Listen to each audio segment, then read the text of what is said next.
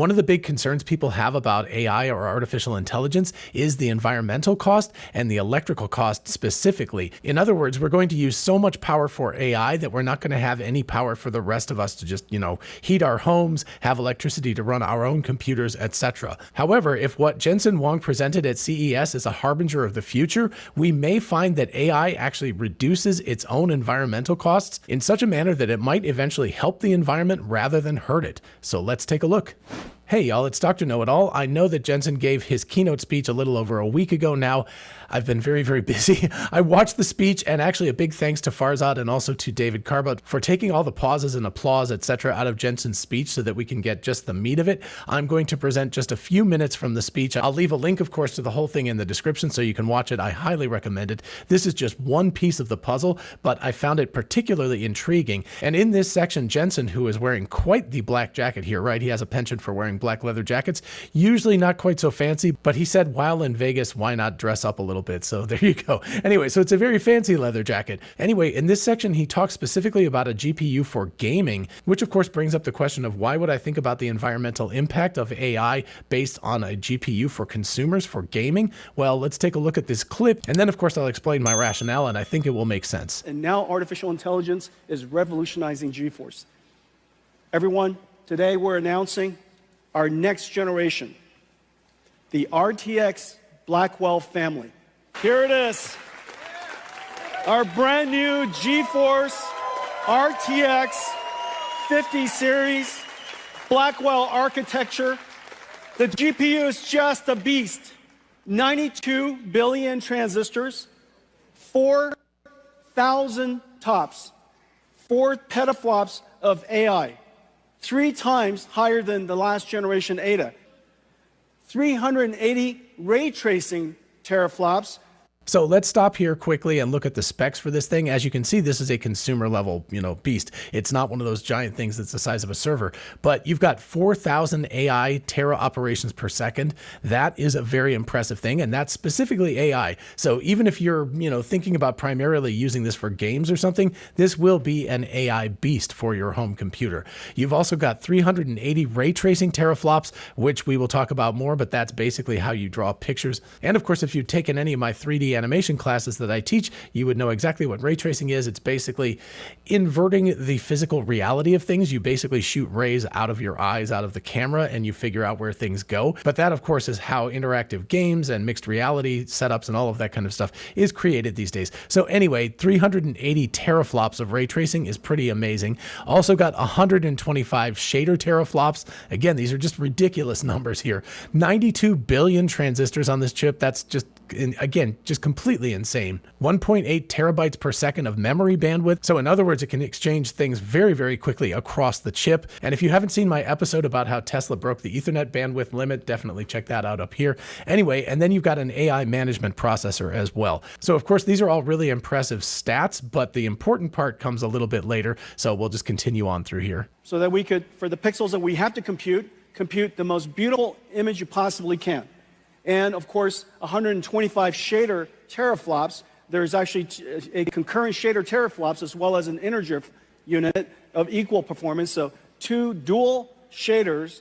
One is for floating point, one is for integer. G7 memory from Micron, 1.8 terabytes per second, twice the performance of our last generation. And we now have the ability to intermix AI workloads with computer graphics workloads. And one of the amazing things about this generation is the programmable shader is also able to now process neural networks. So the shader is able to carry these neural networks, and as a result, we invented neural texture compression and neural material shading. As a result of that, you get these amazingly beautiful images that are only possible because we use AIs to learn the texture, learn the compression algorithm, and as a result, get extraordinary results. So a lot to be said here. Number one is they're allowing programmability, obviously through CUDA, of a lot of parts of this graphics card. And interestingly enough, the part of the chip that can compute the shader, in other words, what things look like, you know, the color here, the salmon color on this, the specular highlights on the cup, things like that, my face, all of that kind of stuff. If I was being computer graphically rendered, of course, as opposed to real life. But anyway, that can also double as an AI neural processor. That actually makes really good sense because the calculations are extremely similar between calculating shaders and doing neural networks. That might be a little bit nuanced to go into here, but just trust me on that. Trust me, bro. But the really interesting part is what he said towards the end of this. He said this allows AI compression of shaders and other operations that are going on in your GPU to render out these images. Compression is one of the things that I've talked about this previously. I've talked about how intelligence is essentially compression. In other words, the more intelligent you are, and I'm talking about humans versus dogs versus squirrels versus bacteria, whatever, is your ability to compress the world, to take in all of the information around you and compress it into some sort of usable format so that you can retain that information and function at a higher level within that world. Of course, this is what large language models do. This is what diffusion models do. This is what generative AI does. And this is what he's talking about for this graphics card as well. And he's going to go into more details here. Blackwell 5090. Now, even the mechanical design is a miracle. Look at this, it's got two fans. This whole graphics card is just one giant fan. Look, it's $1,599. It is one of the best investments you could possibly make. For $1,599, you bring it home to your $10,000 PC entertainment command center. Isn't that right? Don't tell me that's not true. It's liquid cooled, fancy lights all over it. It makes perfect sense. And now for $1,500 and $1,599, you get to upgrade that and turbocharge the living daylights out of it. Well, now with the Blackwell family, RTX 5070, 4090 performance at $549. Impossible without artificial intelligence. Impossible without the 4 teraops of AI tensor cores. So pay attention to this part. This is where he's talking about we're able to reduce the cost of this thing by 3x, basically. We're going from $1,600 down to $550. That is a very, very impressive reduction in cost. Now, of course, they have more expensive ones as well, but you get the same performance for a lot less. And this is because of AI. So listen to the details of what he talks about here. Possible without the G7 memories. Okay, so 5070, 4090 performance, $549, and here's the whole family. Starting from 5070 all the way up to 5090. 5090, twice the performance of a 4090. Starting, of course, we're producing at very large scale availability starting January. Well, it is incredible, but we managed to put these in gigantic performance GPUs into a laptop. This is a 5070 laptop. For $1,299, this 5070 laptop has a 4090 performance. So can you imagine? You get this incredible graphics card here, Blackwell. We're going to shrink it and put it in there. Well, you can't do that without artificial intelligence. And the reason for that is because we're generating most of the pixels using our tensor cores. So we ray trace only the pixels we need, and we generate, using artificial intelligence, all of the other pixels we have. So first of all, take a look back at the specs. He said that we have 4090 performance at half the power. In other words, they reduced the amount of power it's going to take to have the same performance for your laptop, for your games, etc. So this is what I'm starting to talk about the environmental costs. Now, this is specifically a GPU. I'm going to, extend this and speculate a little bit when we get to the end of this segment. But just that in its own right means that you could use half the power in a laptop that you used to use and get the same performance for games, and that actually has an environmental impact if you think about hundreds of thousands of these units being sold per year. So how is this being done? This is being done through AI. He's talking about ray tracing, not every single element, every single pixel of an image, which is what traditionally you had to do. If you wanted to generate this in a game, right, the image of Jensen holding up these chips and the laptop and all that kind of stuff, if you wanted to do that in a game, traditionally you would have to ray trace every single pixel. And of course, if it's 1080p, that is a lot of pixels. That's 1920 times 1080. That's about 2.7 million pixels that have to be ray traced per frame. Multiply that by 60 frames per second, and you're talking about a huge amount of compute power, right? That's exceptionally difficult to do. It requires a massive amount of compute. But what if you could cheat that? What if you only had to ray trace a certain percentage, like 10% or 15% of that image, and you could fill the rest in using AI? You start to see how you could use a lot less power. Instead of having to have the power to actually ray trace every single one of those pixels, you could do a small percentage of them and then basically fill in the rest using AI. That is really, really cool. And that really points to a different future, a place where you're able to sort of compress reality and cheat reality instead of having to brute force reality. As a result, the energy efficiency is just off the charts. The future of computer graphics is neural rendering, the fusion of artificial intelligence and computer graphics. What's really amazing is the family of GPUs we're going to put in here. The 5090 will fit into a laptop, a thin laptop. That last laptop was 14.9 millimeters. You got a 5080, 5070 Ti, and 5070. Okay, so ladies and gentlemen, the RTX Blackwell family. Well, GeForce brought AI to the world, democratized AI. Now AI has come back and revolutionized GeForce. Let's talk about artificial intelligence. Okay, so let's talk about AI. The industry is chasing and racing to scale artificial intelligence. And the scaling law is a powerful model. It's an empirical law that has been observed and demonstrated by researchers and industry over several generations.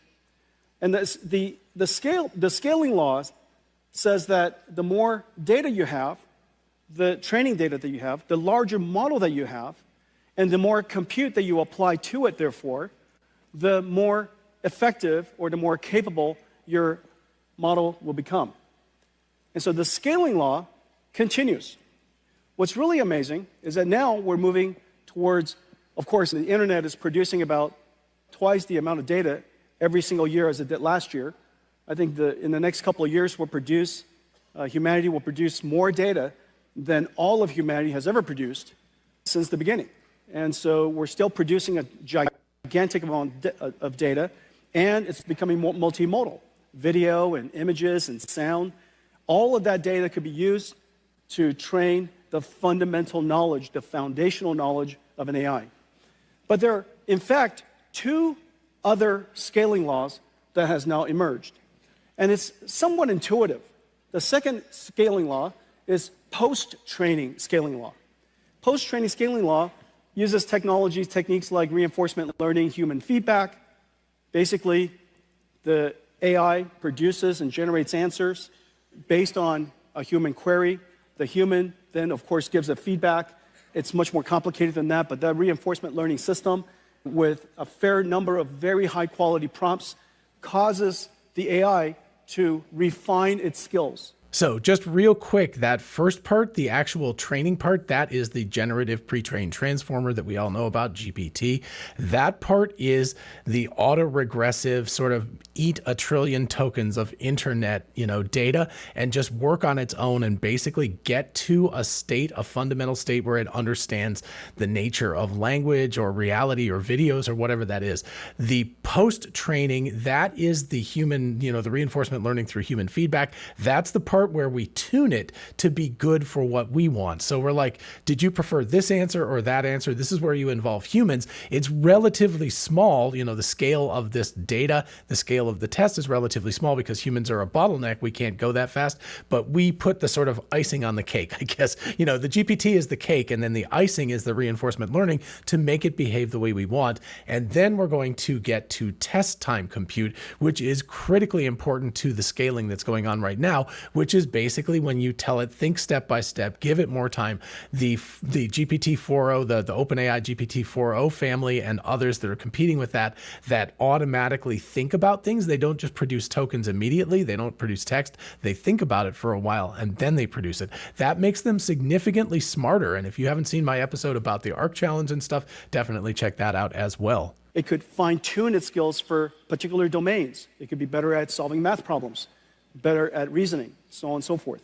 And so it's essentially like having a mentor or having a coach give you feedback after you're done going to school. And so you get tests, you get feedback, you improve yourself. We also have reinforcement learning AI feedback, and we have synthetic data generation. These techniques are rather akin to self-practice. You know the answer to a particular problem, and you continue to try it until you get it right. And so an AI could be presented with a very complicated and a difficult problem that is verifiable functionally, and it has an answer that we understand, maybe proving a theorem, maybe solving a geometry problem. And so these problems would cause the AI to produce answers, and using reinforcement learning, you would learn how to improve itself. That's called post-training. Post-training requires an enormous amount of computation, but the end result produces incredible models. We now have a third scaling law, and this third scaling law has to do with what's called test time scaling. Test time scaling is basically when you're being used. When you're using the AI has the ability to now apply a different resource allocation. Instead of improving its parameters, now it's focused on deciding how much computation to use to produce the answers it wants to produce. Reasoning is a way of thinking about this. Instead of a direct inference or one-shot answer, you might reason about it. You might break down the problem into multiple steps. You might generate multiple ideas and evaluate. Your AI system would evaluate which one of the ideas that you generated was the best one. Maybe it solves the problem step by step, so on and so forth. And so now test time scaling has proven to be incredibly effective. You're watching this sequence of technology and all of these scaling laws emerge as we see incredible achievements from ChatGPT to O1 to O3, and now Gemini Pro. All of these systems are going through this journey step by step of pre-training to post-training to test. The amount of computation that we need, of course, is incredible. And we would like that society has the ability to scale the amount of computation to produce more and more novel and better intelligence. Intelligence, of course, is the most valuable asset that we have, and it can be applied to solve a lot of very challenging problems. And so, scaling law. It's driving enormous demand for Nvidia computing. It's driving an enormous demand for this incredible chip we call Blackwell. And then finally, let's go back a little bit earlier in the speech when he talks about the evolution of NVIDIA's GPUs, their hardware, and concomitantly with artificial intelligence at the same time. 6 years later or so, 2012, Alex Karshevsky, Ilya Sutskever, and Jeff Hinton discovered CUDA, used it to process AlexNet, and the rest of it is history. AI has been advancing at an incredible pace since. Started with perception AI. We now can understand images and words and sounds. To generative AI, we can generate images and text and sounds. And now, agentic AI. AIs that can perceive, reason, plan, and act. And then the next phase, some of which we'll talk about tonight, physical AI. So I'm going to leave physical AI alone tonight. The robotics, of course, that's cars and it's also robots, etc. But we will definitely come back and talk about that more later. It's just outside the scope of what I want to talk about tonight. 2018, something happened that was pretty incredible. Google's Transformer was released as BERT, and the world of AI really took off. Transformers, as you know, completely changed the landscape for artificial intelligence. In fact, it completely changed the landscape for computing altogether. We recognized properly that AI was not just a new application with a new business opportunity, but AI more importantly, machine learning enabled by transformers was going to fundamentally change how computing works. And today, computing is revolutionized in every single layer, from hand coding, instructions that run on CPUs to create software tools that humans use. We now have machine learning that creates and optimizes neural networks that processes on GPUs and creates artificial intelligence. Every single layer of the technology stack has been completely changed.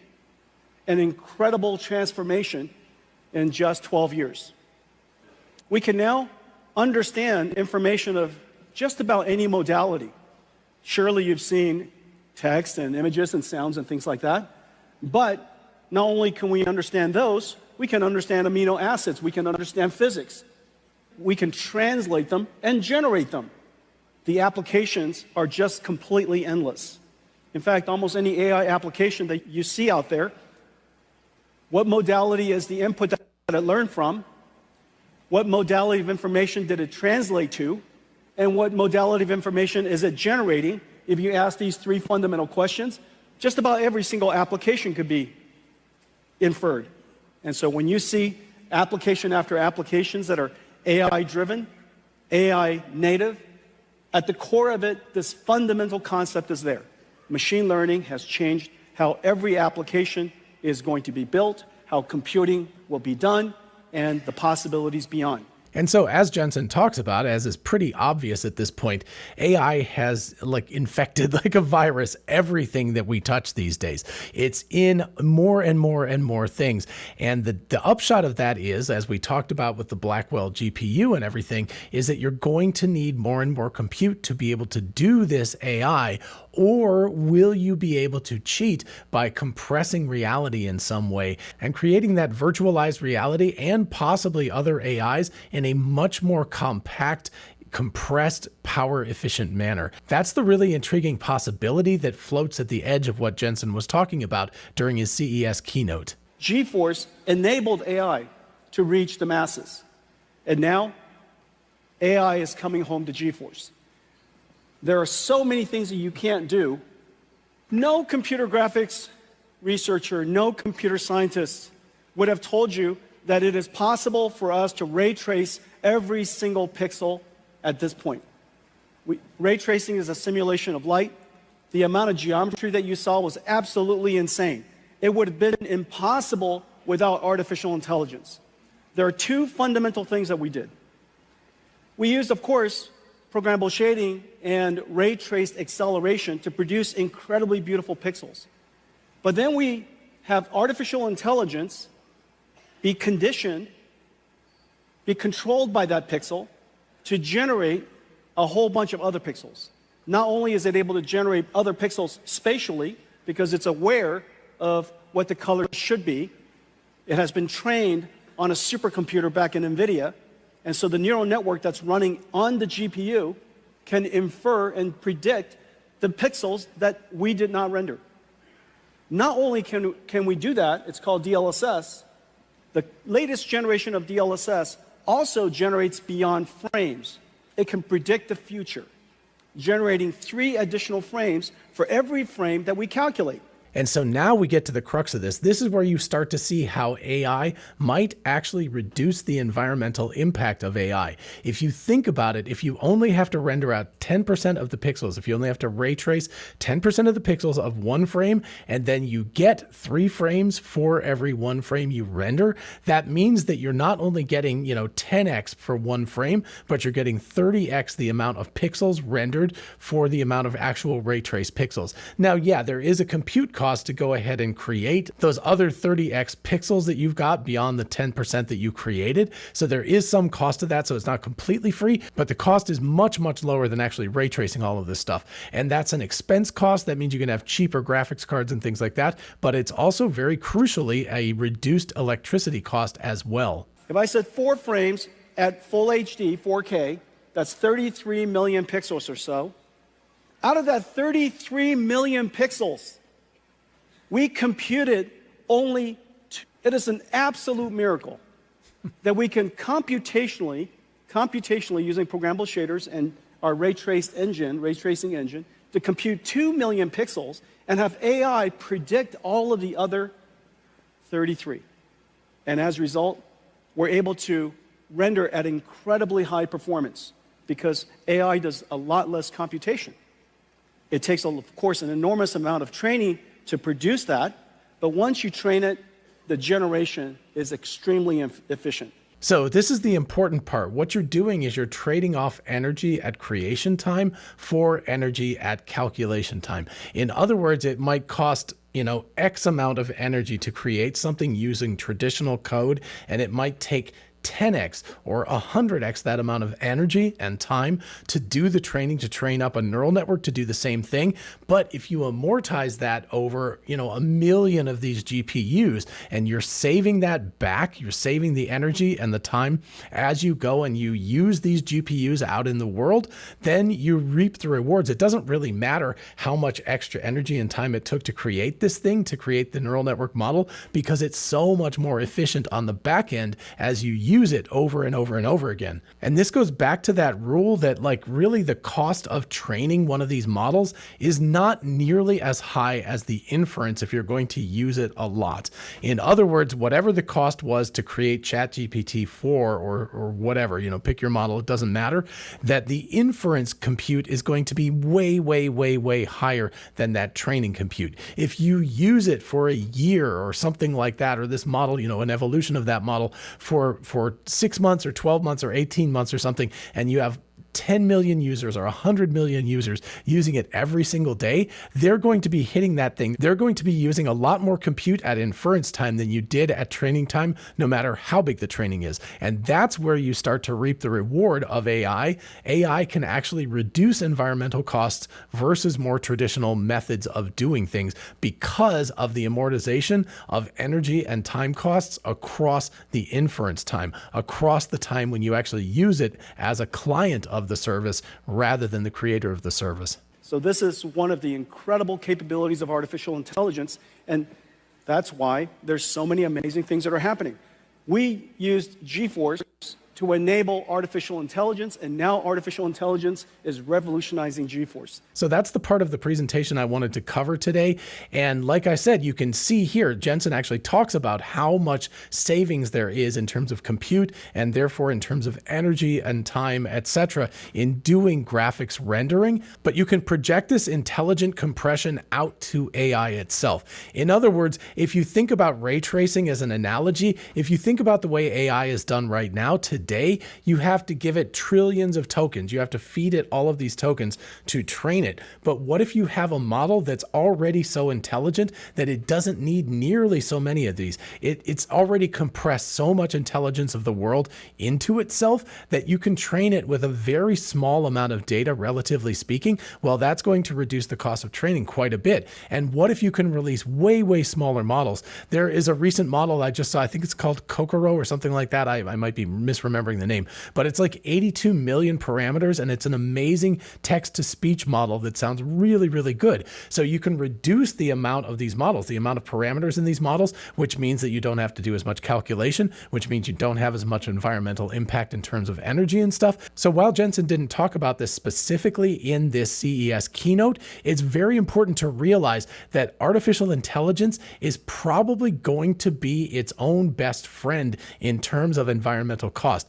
People think that it's going to be its own worst enemy in terms of it's just going to keep eating more and more and more energy. And that is true for a while, right? We're going through the growth sort of stage. You imagine an animal or a human or something like that. They're a baby. We're baby AI right now. It needs to eat a lot of food while it's growing up and getting bigger. But once it gets bigger and more intelligent, it can kind of stop that. It can reduce the calorie intake it needs by analogy. And as an adult, in something like 5 or 10 or 15 or 20 years, this is going to reduce the amount of power that it needs, and it's going to thereby reduce the amount of power that the entire globe needs. So while in the short term, yes, AI really does need a lot of power, and it's kind of basically will eat anything you give it. Over time, over a half decade or a decade or a little bit longer than that, I predict it's going to actually reduce the amount of power that's needed because we're going to get smaller models, we're going to get more intelligent models, we won't need as much training, and at test time we won't have to use as much compute, which means as much energy. So if these projections hold true, we're actually going to see a reduced environmental impact from AI versus an increased or maybe even an untenable amount of environmental and energy impact from AI. So of course, this is all to the good. You might think I'm a little overly optimistic. Definitely let me know in the comments what you think about all of this.